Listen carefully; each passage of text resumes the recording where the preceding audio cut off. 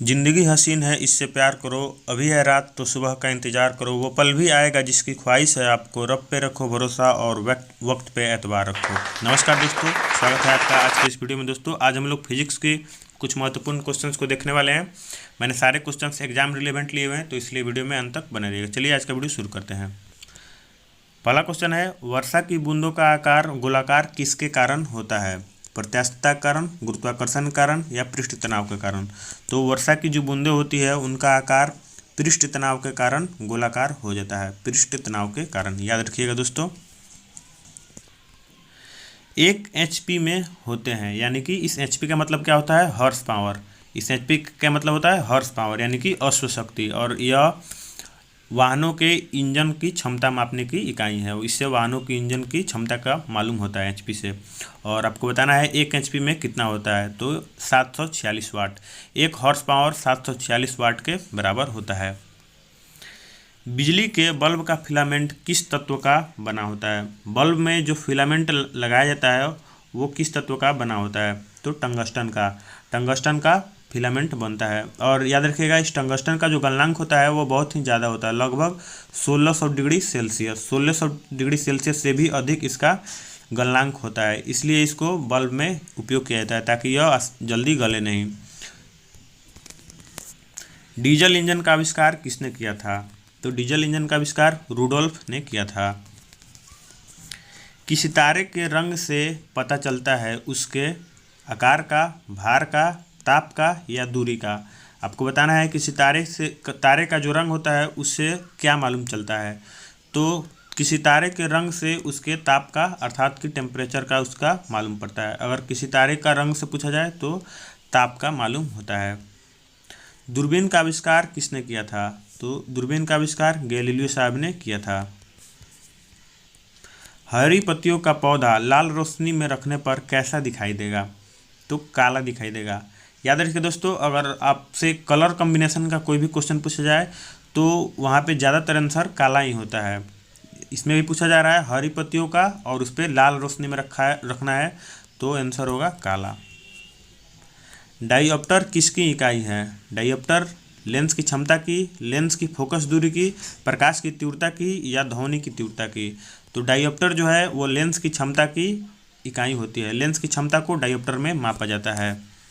और यह फोकस दूरी के विपरीत होता है, व्युत्क्रमानुपाती होता है। अर्थात डाईऑप्टर जो होता है वो लेंस के फोकस दूरी के व्युत्क्रमानुपाती होता है। चलिए दोस्तों, अब इसमें आगे है, सबसे कम तरंगदैर्ध्य वाला प्रकाश कौन है? तो सबसे कम तरंगदैर्ध्य जो होता है वो बैगनी प्रकाश का होता है। और सबसे कम तरंगदैर्ध्य होता है इसलिए यह आसानी से विचलित हो जाता है, और इसलिए आसमान में जो रंग है, आसमान का जो रंग है वो भी नीला दिखाई देता है। यदि वायुमंडल ना हो तो पृथ्वी से आकाश किस रंग का दिखाई देगा?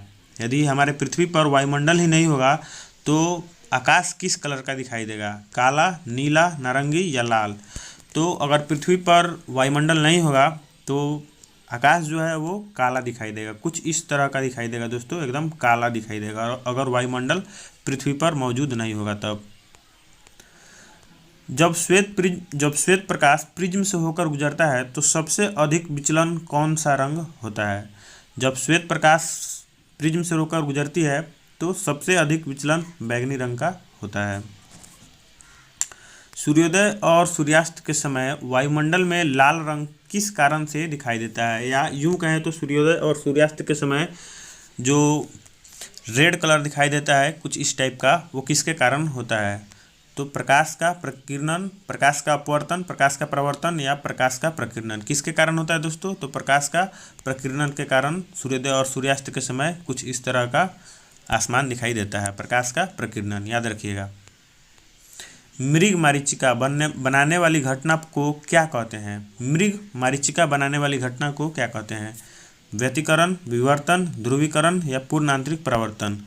तो मृग मारीचिका जो होती है वो पूर्ण आंतरिक परावर्तन के कारण बनती है। अब देखिए मृग मारीचिका होता क्या है।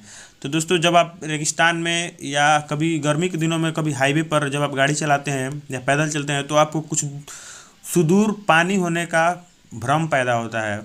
वास्तव में वहाँ पर पानी होता नहीं है, लेकिन आप कुछ दूर जब देखेंगे तो ऐसा लगेगा कि वहाँ पे पानी है। और जब पास में जाते हैं तो वहाँ पे कुछ भी नहीं होता है। इसी को मृगमरीचिका कहा जाता है, इसी भ्रम में। और यह क्यों बनता है? पूर्णांतरिक प्रवर्तन के कारण। वाहन पीछे से आने वाली वस्तुओं को देखने के लिए किसका प्रयोग करती है? यानी कि वाहन में जो पीछे से जो साइड मिरर जो होते हैं, वाहनों के साइड मिरर में किस का प्रयोग किया जाता है? आपको बताना है उत्तल लेंस का, अवतल लेंस का, उत्तल दर्पण का या अवतल दर्पण का। तो वाहनों में जो साइड मिरर के रूप में प्रयोग किया जाता है वो उत्तल दर्पण का प्रयोग किया जाता है। प्रकाश तरंग किस प्रकार का तरंग है? प्रकाश तरंग किस प्रकार का तरंग है? अनुप्रस्थ तरंग, अनुदैर्ध्य तरंग या दोनों? तो प्रकाश तरंग जो होती है वो अनुप्रस्थ तरंग है। प्रकाश तरंग एक प्रकार की अनुप्रस्थ तरंग होती है। अगर आपसे कहा जाए ध्वनि तरंग किस प्रकार की तरंग होती है, तो ध्वनि तरंगे जो होती है वो अनुदैर्ध्य तरंग होती है। प्रकाश तरंग अनुप्रस्थ तरंग होती है और ध्वनि तरंग कैसी होती है? अनुदैर्ध्य तरंग की होती है। हमसे प्रकाश तरंग पूछा जाएगा तो यहाँ पे इसका आंसर होगा अनुप्रस्थ तरंग। प्रकाश तरंग जो होती है वो अनुप्रस्थ तरंगे होती है। डॉपलर प्रभाव संबंधित है। डॉपलर प्रभाव किससे संबंधित है? ध्वनि से, जनसंख्या से, मनोविज्ञान से या मुद्रा प्रचलन से? तो डॉपलर प्रभाव जो है वो ध्वनि से संबंधित है। अब दोस्तों डॉपलर प्रभाव क्या होता है? तो डॉपलर इफेक्ट यानी कि मान ली सपोज कीजिए आप कहीं जा रहे हैं, आपके विपरीत दिशा से भी कोई गाड़ी आ रही है और आप इस दिशा से जा रहे हैं, तो ज्यों ही अगर अब मतलब किसी वस्तु के जितना ही नज़दीक जाएंगे वो ध्वनि उतना ही तीव्र गति से सुनाई देगी। इसी को डॉपलर प्रभाव कहा जाता है। डॉपलर एक साइंटिस्ट का नाम है और इन्होंने ही इस प्रभाव के बारे में बताया था, इसलिए इसको डॉपलर प्रभाव कहा जाता है और यह ध्वनि से संबंधित है। पानी का घनत्व किस पर सबसे अधिक होता है? पानी का जो घनत्व होता है वो कहाँ सबसे अधिक होता है? तो 4 डिग्री सेल्सियस पर। 4 डिग्री सेल्सियस पर जो है वो पानी का घनत्व सबसे अधिक होता है। जब दूध को मथा जाता है तो उससे क्रीम किस कारण से अलग हो जाती है? जब दूध से क्रीम अलग किया जाता है उसमें कौन सा बल कार्य करता है? अपकेंद्रीय बल, अभिकेंद्रीय बल या गुरुत्वाकर्षण बल? तो दूध से जो दूध से जो क्रीम मथा जाता है वहाँ पे अपकेंद्रीय बल का सिद्धांत कार्य करता है, अपकेंद्रीय बल। अंतरिक्ष यात्री को आकाश कैसा दिखाई देता है? तो अंतरिक्ष यात्री को जो आकाश है वो काले रंग का दिखाई देता है।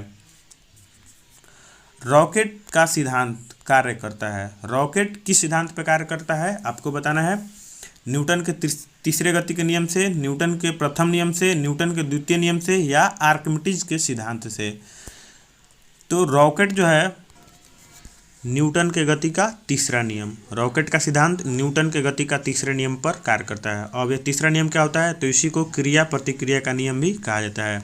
न्यूटन का तीसरा नियम क्रिया प्रतिक्रिया का नियम भी कहलाता है और रॉकेट जो है न्यूटन के तीसरे गति के नियम के सिद्धांत पर कार्य करता है। तो चलिए दोस्तों, आशा करता हूँ आपको आज का यह वीडियो पसंद आया होगा। अगर आपको ये PDF चाहिए तो आप नीचे दिए गए डिस्क्रिप्शन में टेलीग्राम चैनल से जुड़ सकते हैं, वहाँ पे आपको PDF प्रोवाइड करा दिया जाएगा। धन्यवाद।